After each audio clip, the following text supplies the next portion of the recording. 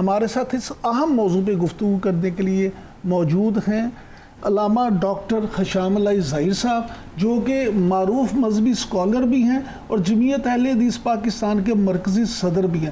بہت شکریہ حضرت صاحب، آپ نے ٹائم دیا۔ سر، یہیں سے بات کا آغاز کرتے ہیں کہ ماہ محرم جو ہے اس کی اسلامی اور انسانی تاریخ میں کیا اہمیت ہے؟ کیا اسلام کے علاوہ دوسرے مذاہب میں بھی محرم کی کوئی اہمیت ہے؟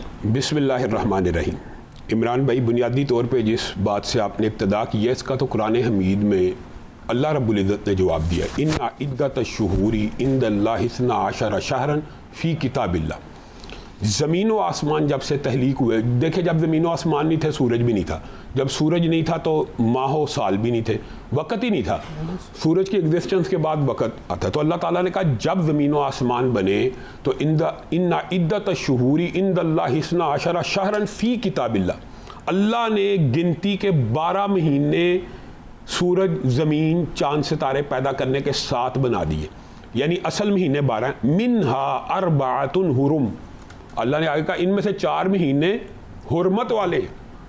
یہ حرمت کا مہینہ، جو 4 مہینے حرمت والے ہیں، ان میں سے محرم الحرام جو ہے وہ حرمت کا مہینہ ہے، اور اسلام میں اس کی نہایت اہمیت اس لیے ہے کہ اس سے اسلامی سال کا آغاز بھی ہوتا ہے۔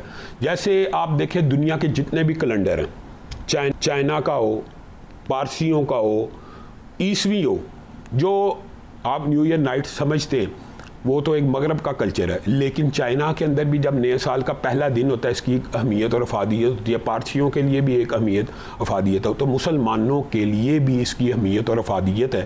اور رسول اللہ صلی اللہ علیہ وسلم نے تو یہاں تک بیان فرما دیا کہ جب پہلی کا چاند دیکھو تو یہ دعائیں کرنی ہیں، گویا یہ اصول و ضوابط اللہ رب العزت نے طے کیے۔ لیکن جو بات آپ نے کی، کیا اس کی دیگر ادیان کے اندر بھی اہمیت ہے؟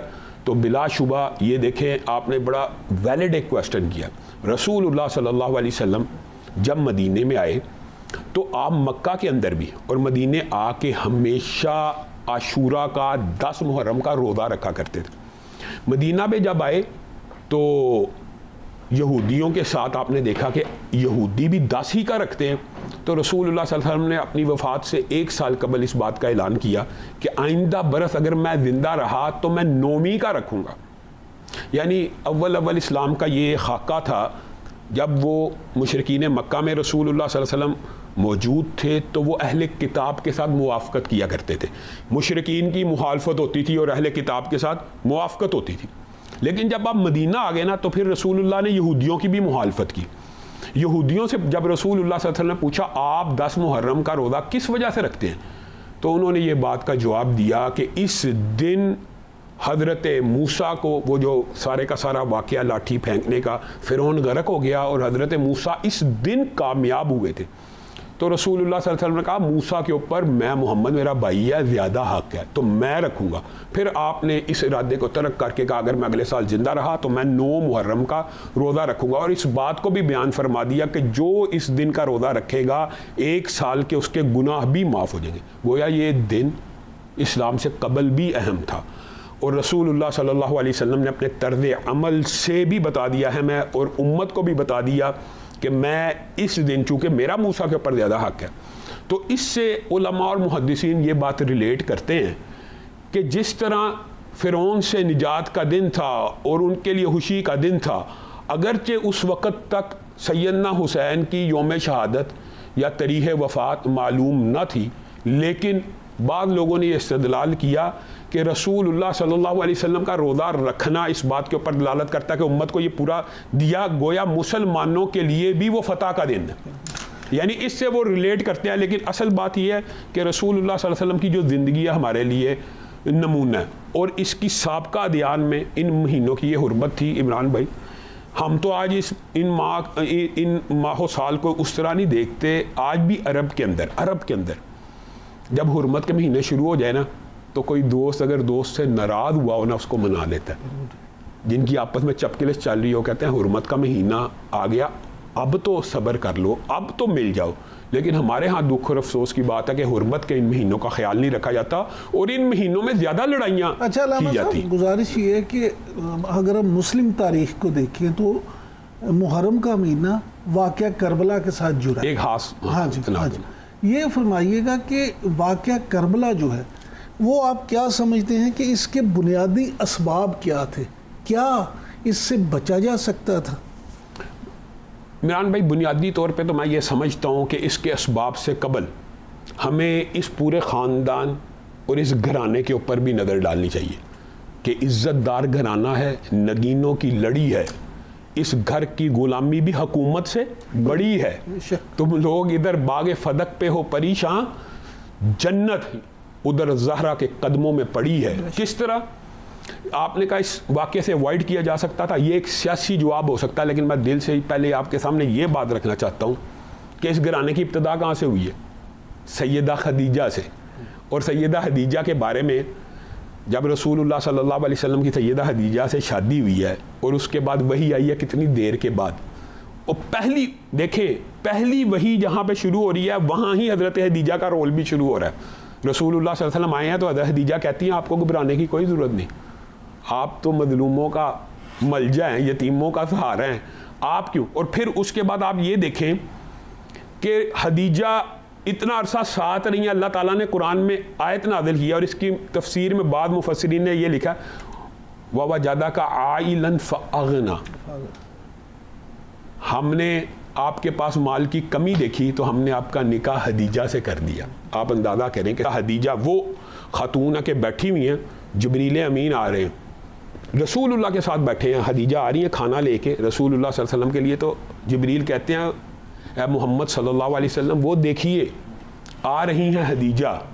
ان کو اللہ کا بھی سلام ہو اور جبریل امین کا بھی سلام ہو اور ان کو جنت میں موتیوں کے ایک گھر کی بشارت ہو. یہ اتنا عظیم سلسلہ خاندان کا یہاں سے شروع ہو رہا ہے. اور پھر رسول اللہ صلی اللہ علیہ وسلم، اب اگلی بات اگر کریں سیدہ فاطمہ کی، وہ انہی کے بطن سے پیدا ہوئی. ان کی طرف جانے سے پہلے میں یہ بات کروں گا حضرت علی کی. اسلام قبول کرنے میں ہم نے یہ بات سنی کہ بچوں میں سب سے پہلے حضرت علی نے اسلام قبول کیا.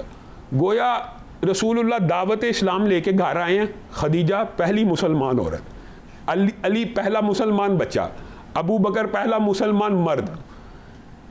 اس بچے کو رسول اللہ صلی اللہ علیہ وسلم نے اس کی ایسی پرورش کی ہے کہ صحیح حدیث کے الفاظ ہیں کہ حضرت علی رسول اللہ کے آگے پیچھے ایسے دوڑتے تھے کہ جس طرح اونٹنی کا بچہ اونٹنی کے آگے پیچھے دوڑتا ہے. اور رسول اللہ صلی اللہ علیہ وسلم ایک دن دعا کر رہے ہیں اور کہتے ہیں اے اللہ جو شخص آئے اس کو میں جنت کی بشارت دینا چاہتا ہوں. اور اس کو ظاہر وحی سے آتی ہے اور اس کو جنت کی بشارت اللہ نے دے دی کہ جو آئے اس کو جنت کی بشارت دے دے. سلام ہوا حضرت ابو بکر آئے، دوسرا سلام ہوا حضرت عمر آئے. تو رسول اللہ صلی اللہ علیہ وسلم نے ہاتھوں کو اٹھا دیا اور کہا اے اللہ اب تو علی کو بھیج کہ علی کو بھی میں جنت کی بشارت دے سکوں. اور پھر سیدنا علی کا ایک مقام مرتبہ بیان کر کے میں حضرت فاطمہ اور آپ کے سوال کی طرف آتا ہوں کہ حضرت علی نے جس وقت فتح مکہ کے موقع کے اوپر رسول اللہ صلی اللہ علیہ وسلم، آپ کو پتہ مشہور واقعہ، تو رسول اللہ صلی اللہ علیہ وسلم نے سیدنا علی کو کہا اے علی آپ ذرا بیٹھیے، میں آپ کے اوپر کھڑا ہو کے یہ جو بت ہیں ان کو توڑوں گا اور لاٹھی سے.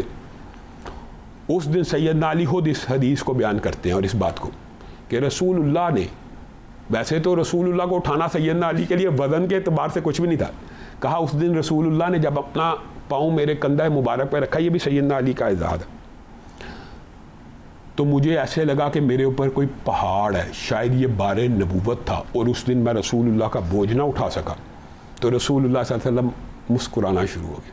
اور یہ اعزاز چند صحابہ کو حاصل ہے اور ان میں سے سیدنا علی شامل ہے. رسول اللہ نے کہا علی آپ سے نہیں اٹھایا جاتا تو میں بیٹھتا ہوں، آپ میرے کاندھوں پہ اپنے پاؤں رکھ لیں.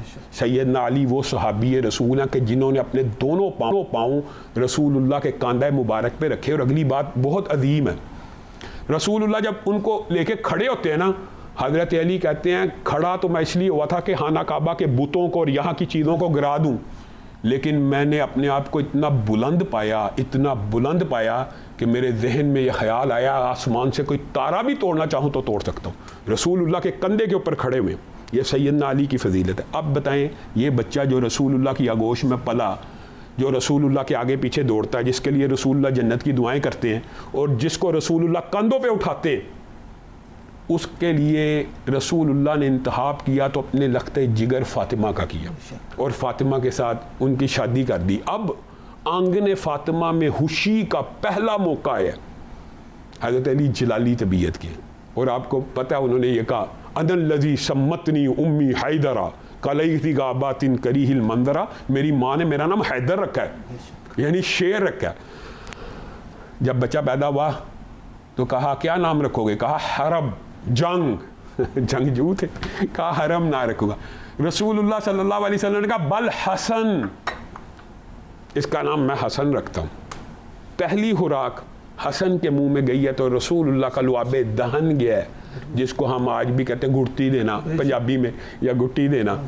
تو وہ چبا کے کھجور رسول اللہ صلی اللہ علیہ وسلم نے ان کے, پھر بچہ پیدا ہوا, دوسرا پھول کھلا ہے تلی, پھر کہہ رہے ہیں اس کا نام اب حرب ہوگا. رسول اللہ نے کہا بل حسین, اس کا نام میں محمد حسین رکھتا ہوں. اور ساتھ میں محدثین نے یہ بات رقم کی ہے کہ حسن اور حسین دو مخفی نام تھے جو اللہ رب العزت نے عرب سے پوشیدہ رکھے ہوئے تھے, اور اللہ رب العزت نے رسول اللہ کو وحی کے ذریعے یہ نام دیے.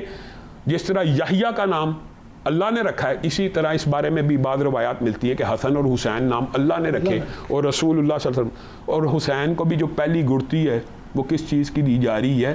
رسول اللہ کے لعاب دہن کی. اب آپ کا سوال ہے, جو بچہ اتنا عظیم ہو, جو بچے اتنے عظیم ہوں کہ رسول اللہ صلی اللہ علیہ وسلم, محبت کے آپ نے بڑے انداز عمران بھائی دیکھے ہوں گے, لیکن کیا محبت کا یہ انداز آج معاشرے میں میں اور آپ دیکھتے ہیں؟ ہم بچوں کو چومتے ہیں, اپنے بچوں کو گلے لگاتے ہیں, لیکن کیا کبھی کسی کو سونگتے ہوئے دیکھا اپنے بچے کو؟ رسول اللہ صلی اللہ علیہ وسلم ان دو بچوں کو سونگا کرتے تھے, اور آپ سے پوچھا گیا ان کو کیوں سونگتے ہیں؟ کیا یہ دنیا میں میرے لیے جنت کے دو پھول ہیں, جنت کے پھول ہیں, ان سے جنت کی خوشبو آتی ہے. اور ایک ہی روایت میں رسول اللہ صلی اللہ علیہ وسلم نے فرمایا فاطمہ جنتی عورتوں کی سردار ہے, اور یہ دو بچے جو ہیں نا یہ جنت کے نوجوانوں کے سردار ہیں. جن بچوں کی آمد کے اوپر رسول اللہ اپنا سجدہ طویل کر دیتے تھے, آخری رکعت میں سجدے میں حسن حسین آئے ہیں, کندھے پہ چڑھ گئے. صحابہ بیان کرتے ہیں ہمیں گمان ہوا سجدہ اتنا لمبا ہو گیا کہ کچھ ہو تو نہیں گیا, اور یہاں تک بات آئی کہ ایک صحابی نے کہہ دیا میں نے اٹھ کے دیکھ ہی لیا, سجدے سے سر اٹھا کے دیکھا تو رسول اللہ صلی اللہ علیہ وسلم صرف سجدے کو لمبا کیے ہوئے حسن حسین کے کندھوں پہ ہونے کی وجہ سے کہ یہ ڈسٹرب نہ ہو جائے, میں اٹھوں. جن مقدس ہستیوں کے لیے رسول اللہ کا سجدہ طویل ہو جائے. اور اس سے بھی اگلی بات, حسن اور حسین ایک دن چل کے آ رہے ہیں, اور چلتے ہوئے جب رسول اللہ کے پاس پہنچے ہیں سرخ رنگ کے کرتے میں, رسول اللہ جمعہ پڑھا رہے تھے. آپ بے قرار ہو کے نیچے اترے اور ان کو پکڑ لیا, اور ساتھ قرآن کی آیت پڑھی کہ بے شک مال اور اولاد فتنہ. اللہ کے رسول یہ کیا کہا؟ کہا مجھے یہ خطرہ پیدا ہو گیا کہ کہیں قدم پھسل نہ جائے. جن بچوں کے قدم پھسلنے سے رسول اللہ پریشان ہیں, ان کی گردن کے اوپر تلواریں چلا دی جائیں, تو کیا اس کو اوائڈ نہیں تھا کیا جاتا تھا؟ کیا جا سکتا تھا, اس کو اوائڈ کیا جا سکتا. آپ کے سوال کا جواب یہ ہے, یہ اتنی عظیم الشان عظیم المرتبت لوگوں کی اولادیں تھیں کہ ان کو اوائڈ کیا جا سکتا ہے, لیکن کج فہم شقی القلب لوگوں نے. یہ ایک الگ بحث ہے, اگر ہم اس بحث میں اتریں گے ظاہر ہے اس میں مکاتب فکر کے مختلف نظریات ہیں, لیکن یہ بات بطور اہل سنت کے اہل حدیث کے میں یہاں پہ کہنا چاہتا ہوں آج آن دی ریکارڈ, کہ بعض لوگ یہ سمجھتے ہیں جی شاید ہم قاتلین حسین کے ہمدرد ہیں, ایک عام الزام لگایا جاتا ہے. واللہ باللہ تاللہ ہم اس شخص کے اوپر لعنت بھیجتے ہیں جس نے سیدنا حسین کو قتل کیا, اس کی شہادت میں شریک ہوا, اس کے اوپر راضی ہوا, اس کی پلاننگ کی, اس کے اوپر خوش ہوا. یہ ایک الگ داستان ہے کہ کس نے کیا کس نے کیا, لیکن جس نے بھی کیا اس کے اوپر اللہ کی لعنت ہے. تو اس کی وجہ یہ ہے کہ یہ عظیم المرتبت شہزادے. مجھے بتائیں رسول اللہ صلی اللہ علیہ وسلم سیدہ فاطمہ کے لیے کھڑے ہوتے ہیں. آپ نے یہ حدیث سنی ہے, معروف ہے کہ سیدہ فاطمہ جب بھی آتی تھیں رسول اللہ ان کے استقبال کے لیے کھڑے ہوتے تھے اور ان کا ماتھا چومتے تھے. اور اس سے بھی بڑی بات, رسول اللہ جس جگہ پہ خود بیٹھے ہوتے تھے وہ جگہ اپنی بیٹی کے لیے خالی کرتے تھے. تو مجھے بتائیں ان شہزادوں کی زندگی ہمارے لیے اسوہ بھی ہے, جو آپ نے باچے میں بھی کہا, اور سیدنا حسین کی شہادت کو بلا شبہ اوائڈ کیا جا سکتا تھا. اس میں نیگلیجنس شامل ہے اور اس کو اوائڈ ہی کرنا چاہیے. دیکھیں اگرچہ یہ واقعہ 60-61 ہجری کا ہے، اسلام مکمل ہو چکا ہے، لیکن اس واقعے کی بنیاد کے اوپر اب معاشرے میں دو طبقات بنے تو ہوئے نا.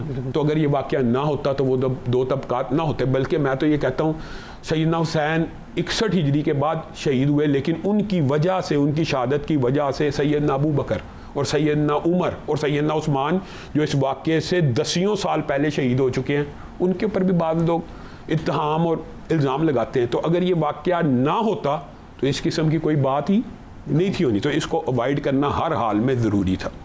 اچھا یہ حضرت صاحب فرمائیے گا کہ اہل کوفہ جو ہیں ان کے حوالے سے بڑی داستانیں سننے کو ملتی ہیں، آپ کیا سمجھتے ہیں کہ واقعہ کربلا میں اہل کوفہ کا کیا کردار ہے؟ عمران بھائی بنیادی طور پہ یہ موضوعات اگرچہ اختلافی ہے، لیکن ہمارا اہل سنت کا جو نقطہ نظر ہے وہ یہ ہے کہ حضرت حسین نے اپنا جو مخفی ارادہ تھا نا وہ کسی پہ ظاہر نہیں کیا، وہ کیا کرنے جا رہے ہیں یہ تاریخ میں کہیں نہیں ملتا. لیکن یہ ساری باتیں ملتی ہیں کہ اہل کوفہ نے خط لکھے، ایک نہیں دو نہیں، لاکھوں کی تعداد میں، سینکڑوں کی تعداد میں خط آئے. تو سیدنا حسین نے جب مکہ سے کوفہ جانے کا ارادہ کیا تو آپ کے اپنے رشتہ دار ابن عباس وہ آپ کو منع کر رہے ہیں نہ جائیے، اہل کوفہ سے وفا کی امید مت رکھیے. اور یہ بھی پوچھا آپ کیا کرنے جا رہے ہیں، تو سیدنا حسین نے جواب دیا یہ بات میں وہاں جا کے بتاؤں گا کہ میرا ارادہ کیا ہے. اور یہ بات یاد رکھیے گا عمران بھائی، اگر سیدنا حسین اعلان کر کے جاتے کہ میں ایک جنگ لڑنے جا رہا ہوں یا میں خلافت کا اعلان کرنے جا رہا ہوں، تو وہ صرف گھر والوں کے ساتھ نہ جاتے. ایک عام فہم بات ہے.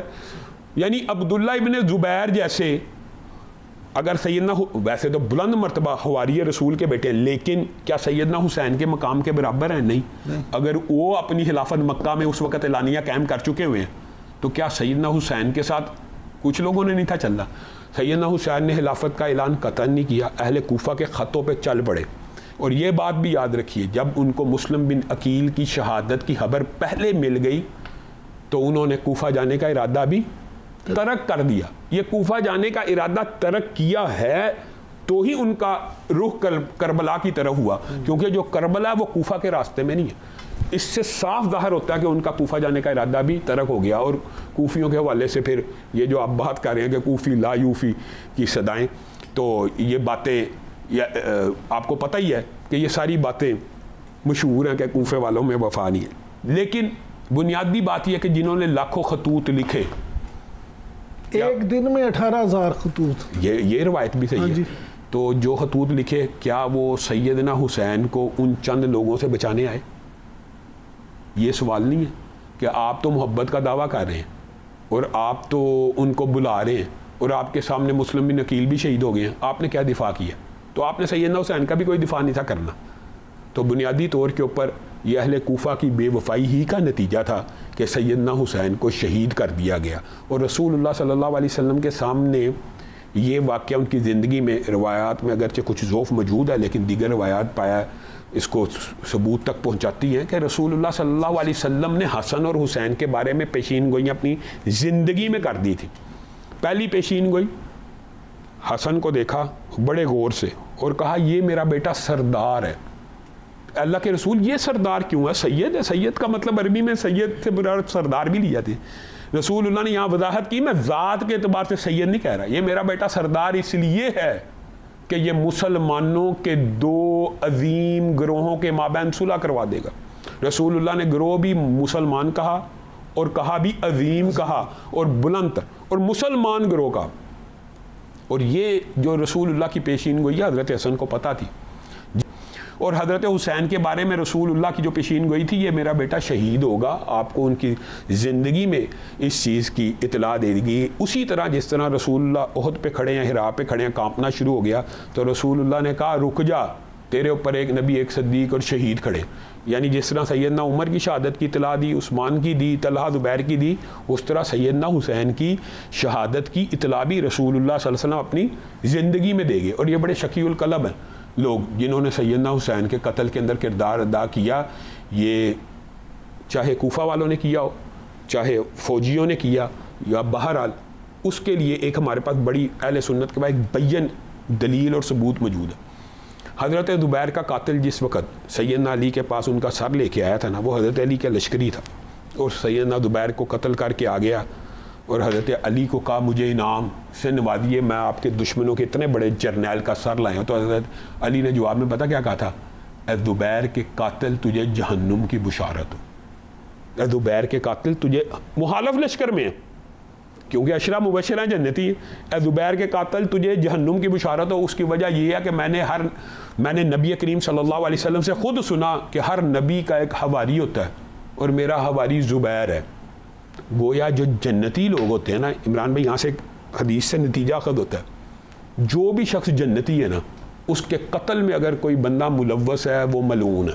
بالکل آپ بات سمجھیں. تو سیدنا حسین کے قتل میں ملوث اگر فوجی بھی ہے، شمر بھی ہے، وہ بھی ملعون ہے، اور اگر کوفی ہیں وہ بھی ملعون ہے.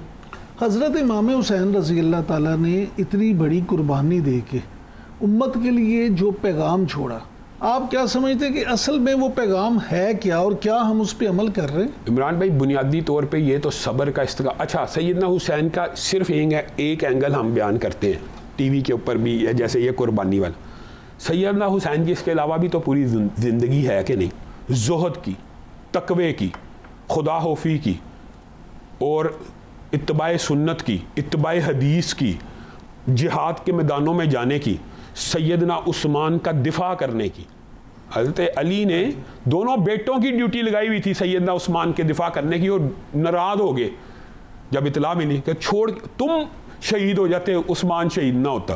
یہ پوری حضرت حسین کی پوری زندگی اگر آپ اس کو خلاصہ بیان کریں تو جرت کا، بہادری کا ایک استعارہ ہے.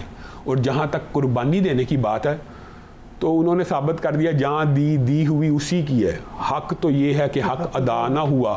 اور بعض روایات یہ بھی ملتی ہیں. اصل میں ہم اہل سنت کے مکتب میں آپ کو پتہ ہے ہم یہ سمجھتے ہیں کہ امام زین العابدین اس واقعے کے گواہ ہیں، اس واقعے کے چشمدید گواہ وہ ہیں. تو ہمارے نزدیک جو بات وہ بیان کرتے ہیں وہ اوتھینٹک ہوتی ہے. جو اس واقعے کے گواہ ہی نہیں ہے اگر وہ واقعہ بیان کرے تو اہل سنت کا عقیدہ یہ ہے کہ وہ بات درست نہیں ہے. اگر تو اس چین میں امام زین العابدین شامل ہیں کہ امام زین العابدین نے یہ کہا کہ یہ ہوا وہ ہوا تو اس کو مانا جائے گا. لیکن اگر اس چین میں امام زین العابدین کو حذف کر کے کوئی بندہ کہ یہ ہوا وہ نہیں مانا جائے گا. تو امام زین العابدین سے یہ روایات ملتی ہیں کہ آخری شہادت سے قبل بھی، ظاہر لشکر تو دونوں اپنے آپ کو مسلمان ہی کلیم کرتے تھے. آپ کو پتہ ہے اسلام میں بھی جب نماز کا وقت ہوتا ہے تو نماز خوف، صلاۃ خوف جنگ میں پڑھی جاتی ہے. نماز تو جنگ میں بھی نہیں معاف. تو حضرت حسین نے اس وقت بھی حالت جنگ میں بھی ان کو کہا کہ نماز کا وقت ہو گیا، نماز پڑھی جائے.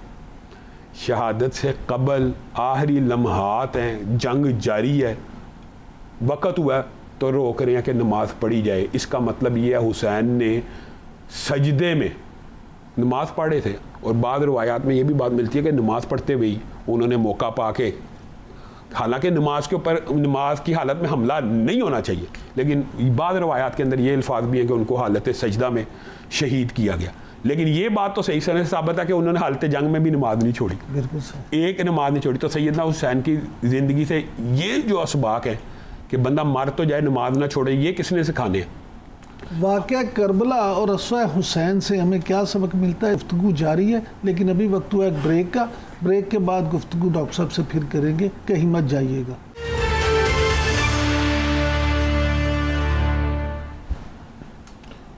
Welcome back. علامہ صاحب یہ فرمائیے گا کہ یوم عاشور کے روزے کا ابھی آپ نے ذکر بھی کیا. یہ جو کہا جاتا ہے کہ یہ جو 2 روزے ہیں ان کی بہت فضیلت ہے، اور پورے سال کے روزے ایک طرف اور یہ 2 روزے ایک طرف، کیا واقعی ایسا ہے؟ بنیادی طور پہ عمران بھائی روزے کی دیگر احادیث کا اگر جائزہ لیا جائے تو رسول اللہ صلی اللہ علیہ وسلم نے ارشاد فرمایا ایک روزہ نفلی انسان کو 70 سال جہنم سے دور کر دیتا ہے. تو فرضی روزہ کتنا کرتا ہوگا؟ اس سے محدثین نے ایک استدلال یہ بھی کیا ہے کہ جو شخص اپنی زندگی میں، ہر بندے کو 20-30 سال رمضان، عمومی بات کر رہا ہوں، موقع ملتا ہے تو وہ اتنے روزے رکھ لیتا ہے کہ 50,000 سال کا جو دن ہے وہ گزر جائے. تو جس کا 50,000 سال کا دن گزر گیا تو وہ جہنم میں جانے سے بچ گیا. اکیلے روزوں کی یہ فضیلت ہے. اور جو یہ بات آپ نے کیا 9ویں 10ویں کے روزے کے حوالے سے، اس بارے میں نا علماء کے کچھ اختلافات ہیں. ایک یہ ذہن ہے کہ صرف 10 کا رکھنا چاہیے، ایک یہ ذہن ہے رسول اللہ کا ارادہ تھا کہ میں اگلے سال 9 کا رکھوں گا، رسول اللہ نے عمل کیا تھا 10 پہ اور ارادہ تھا 9 کا، اس لیے لوگ کہتے ہیں 9 اور 10 دونوں کا رکھ لو. اور ایک ذہن یہ ہے کہ چونکہ رسول اللہ نے صرف 9 کا ارادہ کر لیا تھا یہودیوں کی مخالفت کی وجہ سے، تو صرف 9 کا رکھا جائے، اور جو بھی رکھا جائے گا تاسوعا یعنی 9ویں کا چاہے رکھا جائے یا 10ویں کا رکھا جائے. عمران بھائی اس کے بارے میں حدیث موجود ہے، پورے 1 سال کے گناہ معاف ہو جاتے ہیں. اور جو یوم عرفہ کا روزہ ہے نا، اس کے بارے میں یہ حدیث موجود ہے کہ 1 سال سابق اور 1 سال اگلے گناہ معاف ہو جاتے ہیں. اہل سنت کی کتابوں کے اندر عاشورہ کے روزے کا چیپٹر حضرت حسین کی یعنی وفات اور شہادت سے بہت عرصہ پہلے کا ہے. یعنی رسول اللہ نے یہ جو حدیثیں بیان کی ہیں یہ سیدنا حسین کی تو شہادت سے قبل کی ہے. لیکن علامہ صاحب اگر کوئی بندہ اس نسبت سے بھی رکھتا ہے روزہ تو کوئی حرج نہیں. گزارش یہ ہے کہ اہل بیت اور آل محمد سے محبت جو ہے وہ تو ہمارے ہر مسلمان. مجھے بتائیں رسول اللہ نے خود کہا کہ میں پیر کے دن پیدا ہوا، پیر کا روزہ رکھو. تو اگر کوئی اہل بیت کی محبت ہاں یہ آپ نے بڑا اچھا اینگل دیا، وہ یہ سوچ لیں کہ اہل سنت اہل بیت کی محبت میں رکھتے ہیں. دیکھیں یہ جو ساری نسبتیں ہیں عمران بھائی حقیقت بتائے تو یہ رسول اللہ کی وجہ سے. حضرت علی کو جو مقام ملا یا سیدہ فاطمہ کو جو مقام ملا یا حضرت حسن کو جو مقام ملا یا حضرت حسین کو جو مقام ملا، کس کی وجہ سے؟ رسول اللہ کی نسبت کی وجہ سے ہے. تو رسول اللہ کی نسبتوں کا اصل میں احترام ہے اس سارے تناظر میں. آپ نے جو اہل بیت کی محبت کی بات کی ہے، اگر یہ سمجھ لیا جائے کہ اہل بیت کی محبت میں ہی یہ لوگ روزہ رکھ رہے ہیں، بھائی آپ کے ساتھ اسی دن کا روزہ رکھا جا رہا ہے تو یہ تو اتحاد امت کی بات ہے، تو اس بارے میں تو اختلاف نہیں ہونا چاہیے. اچھا علامہ صاحب یہ جو روایت ہے کہ قیامت جو ہے وہ بھی 10 محرم کو آئے گی، یہ کیا واقعی صحیح روایت ہے؟ یہ اس بارے کے اندر علماء کا جو ہے اس روایت کا کی اوپر میری تحقیق نہیں ہے، اور میں نے آپ سے یہ بات سنی ہے قیامت قائم ہوگی یوم جمعہ کے حوالے سے. اس بارے میں جو کچھ روایات ملتی ہیں وہ تو درست پایا ثبوت تک پہنچتی ہیں، لیکن کیا عاشورہ کے دن قائم ہوگی اس بارے میں میرے علم میں نہیں. اچھا سر یہ فرمائیے گا کہ حضرت زینب رضی اللہ کی استقامت اور سانحہ کربلا کے حوالے سے جو ان کے خطبات ہمیں ملتے ہیں ان سے کیا سبق ملتا ہے؟ عمران بھائی بنیادی طور پہ پھر یہ وہ بات ہے کہ سیدہ زینب کے جو خطبات ہیں اگر تو وہ بیان ہو رہے ہیں اہل بیت کے ذریعے، امام زین العابدین کے ذریعے یا ان کی چین کے ذریعے، تو ان کو تو مانا جائے گا.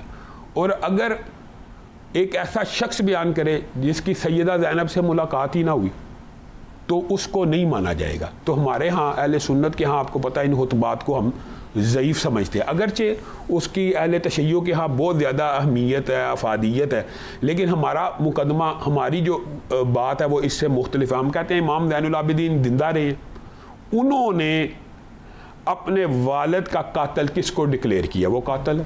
تو اس کے اندر آپ کو پتہ ہے علماء اہل سنت کا اہل تشیع کا ان روایات کے اوپر بہت بڑا اختلاف موجود ہے. لیکن یہ بات درست ہے کہ رسول اللہ کی بیٹی ہیں، رسول اللہ کے گھر والی ہیں، تو کیا ان سے زیادہ استقامت؟ میں آپ کو ایک بات بتاتا ہوں، ایک آپ نے بات کی ہے تو میں ضرور کہنا چاہتا ہوں. ہم جب صحابہ کی شان بیان کر رہے ہوتے ہیں نا، ایک بات بڑی نوٹ کرنے کی ہے سامعین کے لیے بھی، ہم جب صحابی کی شان بیان کر رہے ہوتے ہیں یا صحابہ کی شان بیان کر رہے ہوتے ہیں تو اہل بیت اس سے خارج ہی نہیں ہوتے. بالکل صحیح. یہ لوگ یہ سمجھتے ہیں یا اہل تشیع یہ سمجھتے ہیں شاید صحابہ کی بات ہو رہی ہے تو اہل بیت یہاں پہ نہیں ہے. اہل بیت کو بھی ہم اصل میں ہمارے اہل سنت کے ہاں صحابہ کا لفظ حضرت حسن کے اوپر بھی ہے، حضرت حسین کے اوپر بھی ہے، حضرت علی کے اوپر بھی ہے. سمجھ رہے ہیں؟ ہمارے جب ہم کہتے ہیں نا صحابہ کی شان یہ ہے تو اس کے اندر لا محالہ علی، فاطمہ، حسن، حسین شامل ہیں. اور جب آپ اہل بیت کہتے ہیں تو اہل بیت ایک خاص گروہ ہے جس کے بارے میں رسول اللہ صلی اللہ علیہ وسلم نے کہا. مثلا اہل بیت کے بارے میں راجح قول یہ ہے کہ جس طرح آیات تو ازواج مطہرات کے بارے میں اتر گئیں ساری، لیکن جب اترنے کے بعد رسول اللہ نے حسن کو، حسین کو، فاطمہ کو، علی کو ایک چادر میں لیا اور کہا یہ بھی میرے اہل بیت ہے. نہیں تو حقیقت بات یہ ہوتی ہے عمران بھائی، دماد اہل بیت نہیں ہوتا. یہ رسول اللہ نے اعزاز دیا اور ان حضرت علی کو بھی اپنے اہل بیت میں شامل کر لیا. علی اور پھر یہ دیکھیں کیا صرف یہی اہل بیت ہے؟ اصل مسئلہ ہمارا یہ ہے کہ کیا صرف یہی اہل بیت ہے؟ نہیں، رسول اللہ صلی اللہ علیہ وسلم نے کہا آل عقیل، آل عباس، آل جعفر بھی اہل بیت ہے. اہل بیت وہ ہیں جن کے اوپر صدقہ حرام ہے. تو وہ صرف آل علی نہیں ہے وہ. رسول اللہ نے اگر آل عباس کا، آل عقیل کا، اور ایک قول تو یہ بھی ملتا ہے آل ہاشم کے بارے میں بھی، آل عبد المطلب کے بارے میں بھی اقوال موجود ہے. تو یہ اہل بیت ہیں، لیکن کیا صرف یہی 5 اہل بیت ہیں؟ یہ اصل میں بات ہوتی ہے. نہیں، رسول اللہ صلی اللہ علیہ وسلم کی ازواج بھی اہل بیت ہیں. ان کو تو اللہ نے قرآن پاک میں اہل بیت قرار دیا، اللہ نے ان کو اہل بیت کا. تو جب اہل بیت کا لفظ آتا ہے نا، وہ کیٹیگری آتی ہے آل عباس، آل عقیل، آل جعفر، ازواج مطہرات، آل علی. ان کی جو اہمیت ہے وہ یہ ہے. آپ سوال کر رہے ہیں تو میں یہ کنسیپٹ بھی کلیئر کرنا چاہتا ہوں تاکہ لوگوں کے ذہن میں یہ ہوتا کہ یار یہ اہل بیت سے بغض ہے. رسول اللہ کی صحیح حدیث ہے، میں نے اس لیے یہ سارا دباچہ بند ہے کہ جو میرے کسی صحابی سے بغض رکھتا ہے اس کے اوپر اللہ کی لعنت ہو. یہ ہمارے نزدیک صحابہ بھی ہیں. اور اگلی بات سنیں، رسول اللہ صلی اللہ علیہ وسلم نے ان کا نام لے کے کہا ہے، اے اللہ میں حسن سے محبت کرتا ہوں، اے اللہ میں حسین سے محبت کرتا ہوں، اے اللہ تو بھی ان سے محبت کر.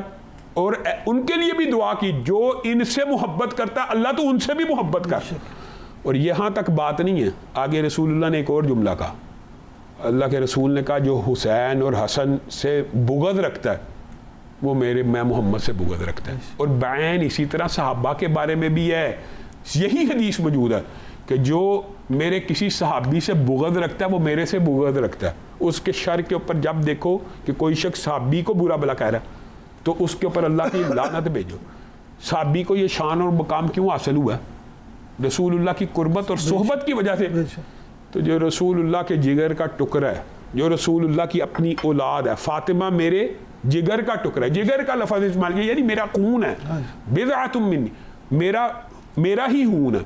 تو حقیقت بات یہ ہے، رسول اللہ صلی اللہ علیہ وسلم کی حدیث ہے کہ جس شخص نے حالت ایمان میں میری زیارت کی اس کے اوپر، اس آنکھ کے اوپر اللہ نے جہنم کی آگ کو حرام کر دیا.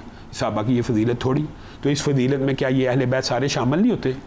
جب اہل سنت ہم جب شان صحابہ بیان کر رہے ہوتے ہیں لوگ یہ سمجھتے ہیں جی اہل بیت کو نہیں بیان کر رہے. اور بھائی ہمارے نزدیک تو اہل بیت صحابہ میں شامل ہیں. اچھا علامہ صاحب یہ فرمائیے گا کہ امام مہدی کی آمد کے حوالے سے تاریخی اور اسلامی حوالے سے جو نشانیاں بیان کی جاتی ہیں، آپ کو موجودہ حالات میں ایسی کوئی نشانی نظر آتی؟ عمران بھائی امام مہدی کے حوالے سے جو نشانیاں ہیں نا وہ تو اکثر آپ نے علماء کے پروگرام بھی دیکھ لیے، ان میں سے اکثر پوری ہے، لیکن جو علامات کبریٰ ہیں نا وہ بھی رہتی ہے. مثلا امام مہدی کے ساتھ 2 شخصیات کا نزول، ایک کا ظاہر ہونا ہے اور ایک کا نزول خاص ہے. یعنی امام مہدی اگر آئیں گے تو یقین جان لیجئے کہ حضرت عیسیٰ بھی نازل ہوں گے، اور پھر یقین مان لیجئے کہ دجال کا بھی ظہور ہوگا.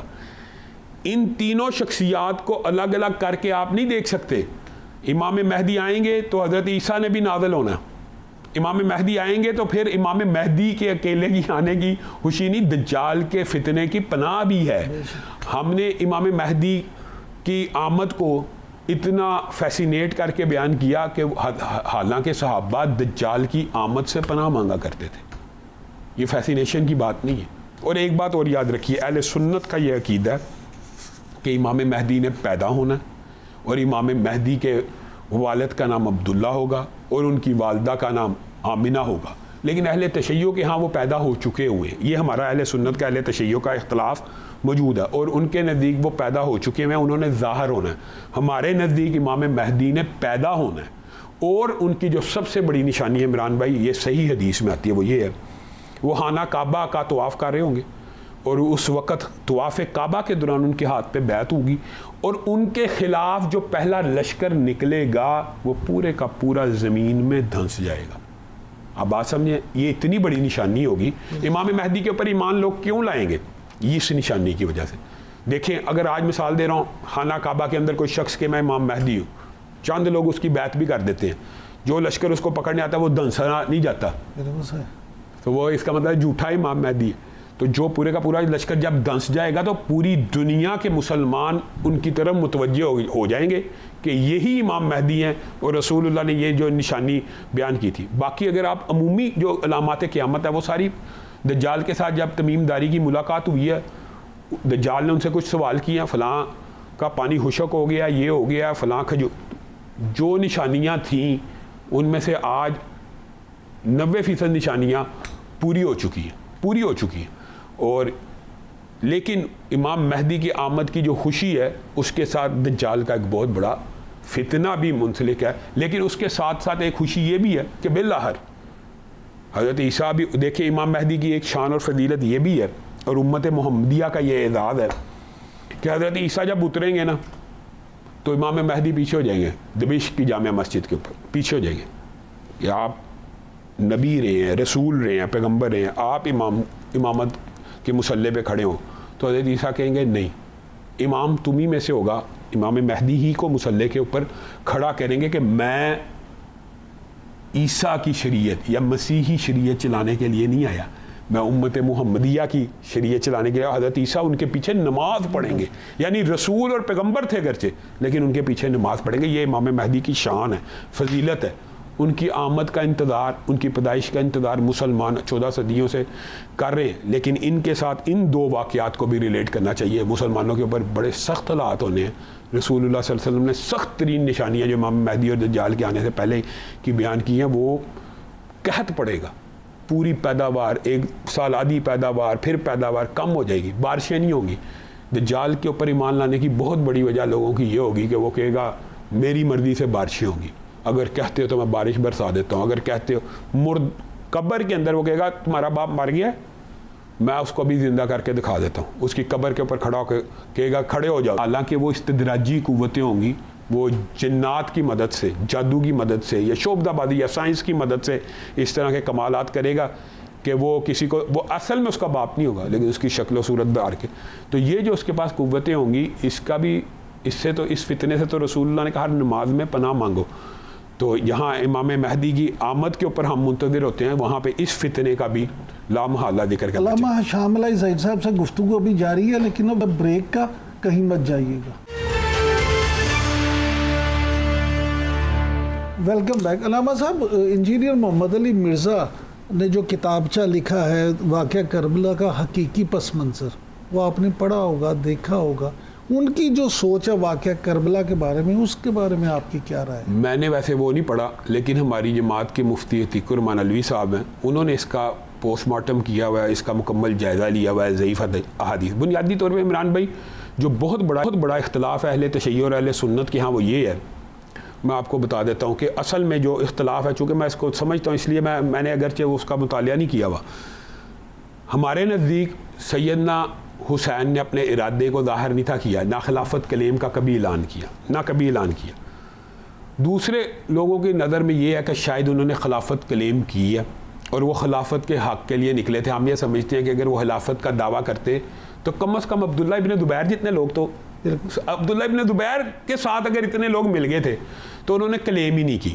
انہوں نے اعلان ہی نہیں کیا۔ اور پھر ہمارا یہ اہل سنت کا یہ مقدمہ ہے کہ جس وقت سیدنا حسین کو مسلم بن عقیل کی شہادت کی خبر مل گئی تھی تو آپ نے 3 شرائط پیش کی تھی کہ یا مجھے بالمشافہ یزید کے پاس لے جاؤ، یا مجھے سرحدوں پہ جہاد فی سبیل اللہ کرنے کے لیے بھیج دو، یا مجھے واپس مدینہ بھیج دو۔ یہ 3 شرائط اہل سنت کے ہاں صحیح سند سے ثابت ہے۔ اس کے جواب میں مرزا صاحب کی جو میں گفتگو سنتا ہوں اس کے اندر وہ کہتا ہے یہ صلح حسن کی شرائط توڑنے کی وجہ سے سیدنا حسین نے یہ سارا عمل کیا۔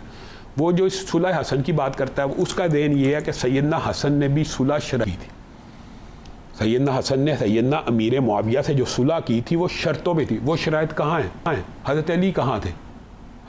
یہ کیسی باتیں؟ حضرت علی نے ابو بکر کی خلافت کے خلاف کوئی ایجیٹیشن کی ہو، حضرت عمر کی خلافت کے خلاف کی ہو، حضرت عثمان کی خلافت کے خلاف کی ہو، بعد میں آپ لوگ کہیں کہ نہیں جی وہ دل سے بھائی حضرت علی ابو بکر کے وزیر، عمر کے وزیر، عثمان کے وزیر، آپ حضرت علی نے ان تینوں سے صلح کی، حضرت حسن نے امیر معاویہ سے صلح کی، گویا صحابہ آپس میں صلح کے مقام اور مرتبے کے اوپر تھے۔ ایک بات میں ضرور کہنا چاہتا ہوں، ہمیں اللہ سے ڈرنا چاہیے، اور رسول اللہ نے یہی الفاظ کیے تھے، اللہ سے ڈرو، اللہ سے ڈرو میرے صحابہ کے بارے میں۔ تم میں سے کوئی ایک شخص اٹھے، وہ احد پہاڑ آپ نے دیکھا، اللہ تعالیٰ ہم سب کو بار بار مدینہ جانے کی توفیق دے، 9 کلومیٹر لمبا چوڑا، کوئی شخص اٹھے احد پہاڑ جتنا سونا چاندی ہیرے جواہرات خرچ کر دے اور میرا صحابی اٹھے, ایک ہاتھ جو گندم اور ایک ہاتھ بھی پھر بعد میں رسول اللہ نے سمجھایا ایک ہاتھ نہیں آدھ ہاتھ جو گندم چاول اللہ کے راستے میں خرچ کر دے میرا صحابی, تمہارا احد پہاڑ کا سونا چاندی ہیرے جواہرات اس کے گندم کا مقابلہ نہیں کر سکتے. صحابہ کی عظمت اور شان تو اس قدر زیادہ, مقام و مرتبہ اس قدر زیادہ ہے. تو میں بالفرض کہتا ہوں کہ آپ یہ کہتے ہیں کہ ہم یزید کے اوپر لعنت, میں کہتا ہوں یزید کے اوپر لعنت بھیج دی, ہر چیز کر دیا. حضرت ابو بکر کا کیا قصور یہاں سے, حضرت عمر کا کیا قصور, حضرت عثمان کا کیا قصور, وہ کیوں سب و شتم سے بچ نہ سکے؟ اس کا مطلب یہ ہے کہ یہ پرابلم یہ نہیں ہے.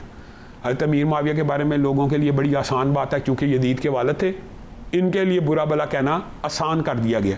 صحابی رسول ہیں, اور عمران بھائی صرف صحابی رسول نہیں ہے, حضرت حسن نے امام مانا, خلیفۃ المسلمین مانا, اس سے بھی بڑی بات رسول اللہ نے معین جنتی کہا ہے. معین جنتی وہ 30-40 صحابہ ہیں جن کا نام لے کے رسول اللہ نے کہا یہ جنتی. ام حرام بنت ملحان کے گھر رسول اللہ سو رہے ہیں, اٹھے ہیں تو مسکرانا شروع ہو گئے. ام حرام بنت ملحان نے پوچھا اللہ کے رسول مسکرا کیوں رہے ہیں؟ کہا میں نے ایک لشکر دیکھا ہے جو سمندر کے اوپر تختوں کی طرح بیٹھ کے جہاد فی سبیل اللہ. اللہ کے رسول اس میں مسکرانے کی کیا بات ہے؟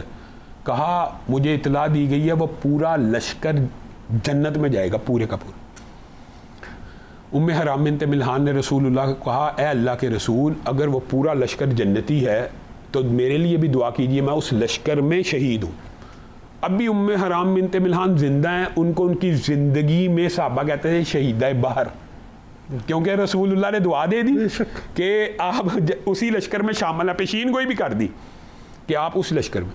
کہ میں یہ کہتا ہوں اگر کوئی شخص اہل بیت کی توہین کرے اس کی زبان ہی نہیں اس کی گردن بھی کاٹ دی جائے, اہل سنت کو کوئی اعتراض نہیں, تو کم از کم صحابہ کی توہین کرنے والوں کے خلاف مقدمات اور قانون تو حرکت میں آنا چاہیے. اچھا علامہ صاحب یہ فرمائیے گا کہ موجودہ جو صورتحال ہے خاص طور پہ مڈل ایسٹ کی, یہ مشرق وسطیٰ کی سیاست کو آپ کس نظر سے دیکھتے ہیں؟ ایران امریکہ جنگ اور اس کے بعد GCC ممالک اور خاص طور پہ سعودی عرب اور ایران. تو عمران بھائی بنیادی طور پہ اس جنگ کے اندر بھی فرقہ وارانہ ایلیمنٹ شامل تھا. مثال دے رہا ہوں, ایران کے ساتھ ولایت فقیہ کا ایک سسٹم ہے, ان کے ہاں ولایت فقیہ ہے, ان کا خلیفۃ المسلمین جو ان کا مذہبی رہنما ہوتا ہے, تو پوری دنیا کا جو اثنا عشری شیعہ وہ لامحالہ ان سے اٹیچ ہے, ان کا ایک سسٹم ہے, نظام ہے, چاہے وہ پاکستان کا ہو, ہندوستان کا ہو, امریکہ کا ہو, یورپ کا, وہ اپنی ولایت فقیہ کے ساتھ اٹیچ ہے. گویا وہ ایران کے ساتھ ایک عقیدت احترام اور اس کو اپنا مرکز تعلیمات سمجھتا ہے. اور جو جتنے باقی عام اہل سنت ہیں, اہل شیعوں کے حامی, مکہ و مدینہ بھی ایک مقام ہے, مقدس ترین مقامات ہیں. تو اہل سنت کے علماء نے اس پوری جنگ کے تناظر میں ایران سے بھی یہی گزارش کی, اور خود ہمارے جو وزیر خارجہ اسحاق ڈار انہوں نے بھی ایران کو یہی کہا کہ سعودی عرب نو گو ایریا ہے, یہ ہماری لیڈ لائن ہے, ہمارا اس کے ساتھ دفاعی معاہدہ ہے, ہم اس کے ساتھ دفاعی معاہدے میں آ چکے ہیں, آپ برائے کرم ان کے اوپر حملے نہ کریں. لیکن جب ان کے اوپر حملے ہوتے رہے بالآخر ان کو کال دینی پڑی کہ یہ اب ریڈ لائن ہے, اس کو آپ نے عبور نہیں کرنا. اور اللہ کا شکر ہے آج تو پاکستان دنیا کے اندر جس مقام پہ کھڑا ہو گیا, یہ بڑی خراج تحسین اور خراج عقیدت دینے کی بات ہے. دیکھیں سالس کے طور کے اوپر وزیر اعظم شہباز شریف کے دستخط ہیں, ایک سائڈ پہ ایران کے, ایک سائڈ پہ امریکہ کے. پاکستان نے ایران اور امریکہ کو 40 سال بعد ایک ٹیبل پہ بھی بٹھایا, ان کا پیکٹ بھی کرا دیا. اس سے قبل جو ہوا جنگ کے دوران وہ تو ہوتا ہے, لیکن حقیقت بات یہ ہے کہ اس پوری جنگ میں اگر کوئی ہیرو اور اگر کوئی ہیرو بن کے ابھرا ہے تو وہ پاکستان ہے. تو یہ تو یہاں پہ تو ایرانی صدر بھی آئے, پاکستان اور ایران کے تعلقات بھی ماشاءاللہ بڑے بہتر ہو گئے ہیں, کئی معاہدے ہو رہے ہیں, تجارت ہو رہی ہے, اس سارے میں یہی یہ ہمیں ابلاغ کرنے کی ضرورت ہے کہ ایران بذات خود جو اس جنگ کا فریق ہے, جو بذات خود فریق ہے, وہ پاکستان کا شکریہ ادا کرتا ہے. ایران بذات خود ایران کی پارلیمنٹ میں ایران نے پاکستان کے حق میں ترانے بنائے ہیں, اور انہوں نے پاکستان کے اس کردار کو سراہا ہے, صلح کروانے کے کردار, شکر پاکستان کے نعرے لگے. ہاں تو پھر اب بتائیں, تو اس کا مطلب یہ ہے کہ آپ کی سوچ اور فکر ان سے بھی مختلف ہو گئی. کس وجہ سے؟ جذبات کی وجہ سے, فرقہ وارانہ ماحول کی وجہ سے. تو آپ کو بھی اصلاح کی ضرورت ہے کہ آپ پاکستان کے حکمرانوں کو, میں تو یہ سمجھتا ہوں حقیقت بات یہ ہے, پاکستان جب سے بنا ہے آج پاکستان اپنی تاریخ کے اندر سب سے بلند سفارتی سٹیٹس کے اوپر کھڑا ہے، سب سے بلند تر سفارتی سٹیٹس کے اوپر کھڑا کہ ہر روز پاکستان کی تعریف ہو رہی ہے، پوری دنیا مان گئی ہے کہ پاکستان ایک کچھ عرصہ پہلے ہندوستان پاکستان کے ساتھ کیا کیا کرتا تھا، عالمی میڈیا کے اوپر پاکستان کا کیا تاثر تھا، دہشت گرد اسٹیٹ، دہشت گرد ریاست۔ آج دنیا کا ہر ملک پاکستان کو امن پسند ملک اور امن کی ترویج، اور حتیٰ کہ ابھی پچھلے دنوں محسن نقوی صاحب نے ایک بیان دیا کہ آرمی چیف اس قدر صلح کے لیے بے چین تھے، پریشان تھے کہ جب آخر میں ایک مرتبہ پھر جنگ چھڑنے لگی تو انہوں نے کال کی اور انہوں نے یہ لفظ کہے کہ میری قیامت کے دن گواہی دے دینا کہ میں نے مسلمانوں کی جان بچانے کی پوری کوشش کی تھی۔